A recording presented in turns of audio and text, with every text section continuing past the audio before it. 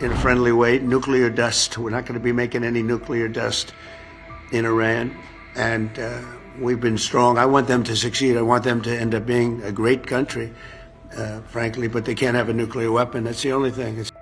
U.S. President Donald Trump made a statement on sanctioning Iran again during his 4-day visit to the Middle East. He also praised his Gulf partners for the multi-billion investments in America from the region. Trump expressed optimism about a potential nuclear deal with Iran, saying the agreement may be within reach and could prevent military conflict. He also credited Qatar's emir, Sheikh Tamim bin Hamad Al Thani, for influencing his approach, saying Iran was lucky to have a leader advocating for peace on its behalf.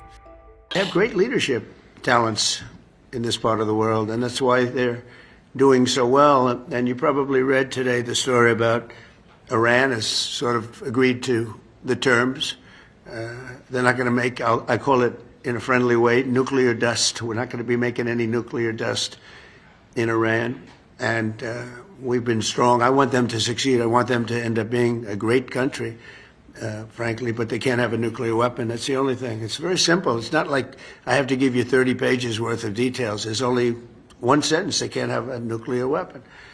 And I think we're getting close to maybe doing a deal without having to do this. There's two steps. There's a very, very nice step, and there's a violent step.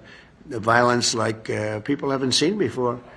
And I hope we're not going to have to do this. I don't want to do the second step. Some people do. Many people do.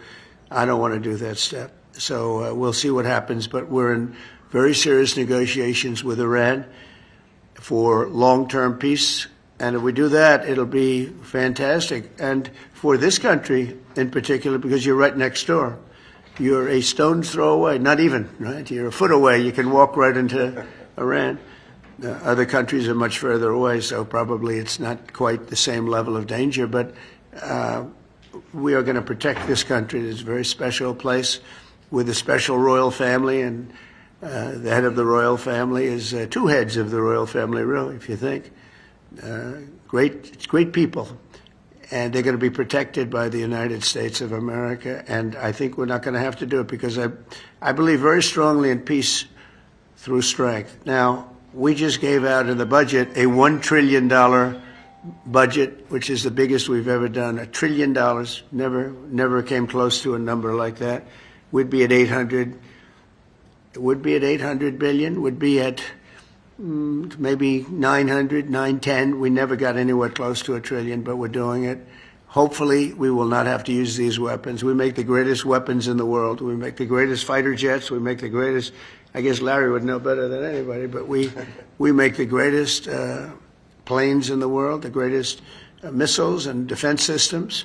The Patriot system is the best, acknowledged to be. This isn't from me, and we have a lot of it now. It's under order, and we're coming up with new systems, and we're coming up with a new system of drones, because drones are really, if you look at the war that's going on, it's horrible, but we are watching it very closely, and drones really seem to be taking over that war.